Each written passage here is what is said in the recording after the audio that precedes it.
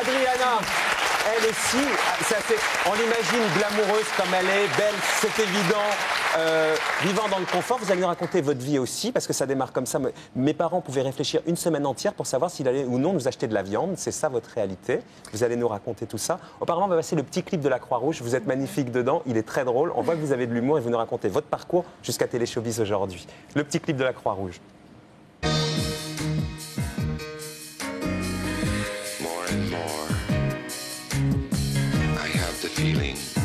Bon, vous voyez, c'est pas compliqué. Alors, qui commence?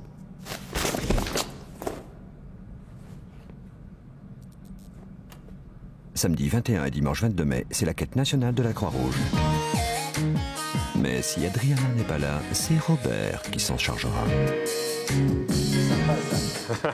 De l'humour, Adriana, oui, c'est sûr, c'est ce qui vous... Vous nous racontez racontez votre parcours à vous. Vous avez quel âge, vous, Adriana? 34 ans. 34 ans, vous ne les faites pas, Adriana. Ah, c'est gentil. Et vous êtes donc née en Tchécoslovaquie, et vous dites donc mes parents pouvaient réfléchir une semaine entière pour savoir s'ils allaient ou non acheter de la viande. Non, on n'était pas pauvres, mes parents. Ma mère, elle est médecin, mon père, il est ingénieur, on n'était pas pauvres. Non, mais c'était la réalité de ce que vous viviez à l'époque. Vous n'étiez pas pris... où j'ai vécu. Ça veut dire qu'il n'y avait pas de viande tous les jours, il n'y avait pas trois choix pour le fromage, bon bref. Mais on n'était pas pauvres, on avait à quoi manger. En même temps, vous dites que quand vous êtes arrivé en France, la première fois que je suis entré dans une crèmerie, j'ai fondu en larmes en voyant la multitude de produits. On m'avait appris que l'Ouest était mauvais, que les gens n'avaient pas de travail, qu'ils avaient faim, que la politique capitaliste amenait une grande souffrance. Au début, craignant de ne pas rester en France très longtemps, je gardais tous les pots de yaourt vides pour leur étiquette différente. Je voulais ramener ça chez moi pour preuve de la profusion. C'était ça. C'était quand ça, Adriana Carambeu? Je suis arrivée en 92 à Paris. Pour être mannequin? Pour être mannequin, parce que j'ai gagné un concours à Prague, complètement par hasard. J'ai marché dans la rue et il y avait quelqu'un qui m'a approché, qui m'a carrément amené au casting. Et puis j'ai gagné, j'avais ce billet d'avion. Et voilà, je suis partie. Parce qu'au départ, vous n'étiez pas du tout destiné à ça. Vous vouliez faire des études paramédicales? Je faisais paramédicale. Non, je faisais médecine. Médecine, pardon. Troisième année. Et puis voilà, le choix, c'était pas évident pour moi de décider de partir de l'école, mais c'était mes parents qui m'ont carrément poussé de partir. Ils vous ont fait quitter la médecine pour être mannequin, d'une certaine manière. J'ai lu que vous avez travaillé dans une morgue. Non, je faisais les études de médecine, ça veut dire tous les matins à partir de 6h jusqu'à 8h, on était... Oui, de faire les autopsies, ça faisait partie. Adriana Carambeu qui découpe, de la fleur dans les crèmeries, mais de voir un mort, ça l'a fait marrer. Les étudiants en médecine, en général, on est obligé. C'est vrai, hein. mais en France, ça se passe différemment. À mon époque, chez nous, c'est beaucoup plus dur. On avait un camp à chacun. Ici, en France, c'est pas... Bon, bref.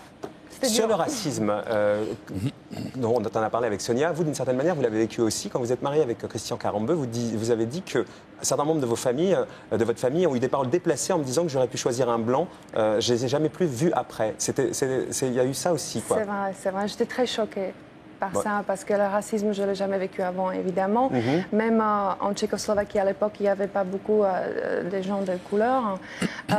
Et puis là, ça m'a choquée, parce que j'arrive tellement amoureuse chez moi, et je présente l'homme de ma vie, et il y avait ce genre de remarques.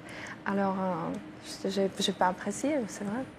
Christian Carambeu, quand on lit des interviews de lui un peu partout, il veut une douzaine d'enfants à peu près. Et où là? Il était à Bastia ces derniers temps, non? Il s'entraînait là-bas? Oui, le dernier équipe où il a joué, c'était Bastia, et maintenant il a terminé. D'accord. Racontez-nous pourquoi vous ne voulez pas lui donner d'enfants. C'est très mignon. Vous avez peur, vous dites que vous avez manqué d'amour étant gamine, d'une certaine manière. Vous avez peur qu'il vous aime moins en lui donnant un enfant, parce qu'il divise un peu l'amour qu'il a pour vous. Je me pose beaucoup de questions. Oui, en fait, c'est assez marrant, parce que ce n'est pas l'image qu'on a de vous. En fait, vous êtes une fille qui se pose beaucoup de questions. Un peu trop, je dirais. Là, vous aviez des parents qui attendaient une semaine pour savoir s'il fallait acheter de la viande. Alors, tu penses que pour un enfant, c'est... Je pense que d'avoir un enfant, il y a beaucoup de gens qui ne réfléchissent pas, je pense. Il y a beaucoup de familles qui sont rompues, beaucoup des enfants qui se trouvent un peu partout entre deux parents. Ça ne me plaît pas du tout. Et c'est vrai que l'histoire que je vis avec mon mari, je suis une princesse. C'est quelque chose. J'adore ça. C'est vrai. Vous êtes sa princesse, quoi. Voilà, oui. Ouais. Et je me pose des questions. Est-ce que ça va changer dans notre couple? Est-ce que je me pose des questions. Je pense je sais, c'est pas non plus quelque chose de bizarre ou je sais pas. C'est normal. Voilà, merci, parce que quand même. oui. Et, vous n'êtes pas prête là. Peut-être que je suis pas prête ou peut-être que je me pose C'est super trop de mignon en même questions. temps. Il vous a pas convaincu. Il vous a pas convaincu pour l'instant. Et en plus, Christian, il est tellement, je le vois tellement comme un père génial que. Parce que lui, il a 17 ou 18 frères et sœurs, c'est ça? Oui, 17, ils sont 17. 17 frères et sœurs, ah ouais, c'est une grande famille. Ouais. Il va falloir s'y mettre, Adriana. Un enfant d'Adriana et de Christian Carambeu, ça doit être extraordinaire d'un point de vue. Ça doit être un bel enfant, j'imagine, quoi. Métissage extraordinaire. Non, mais c'est pas ça, c'est juste tout dans ma vie, j'ai fait. Aussi avec beaucoup d'intuition et j'ai toujours senti le moment. Et je veux juste le sentir, ce moment-là, et je suis sûre qu'il va venir. Là, vous en êtes à votre reconversion, on peut dire ça, Adriana Carambeu. Aujourd'hui, vous venez défendre ce magazine, Téléshowbiz.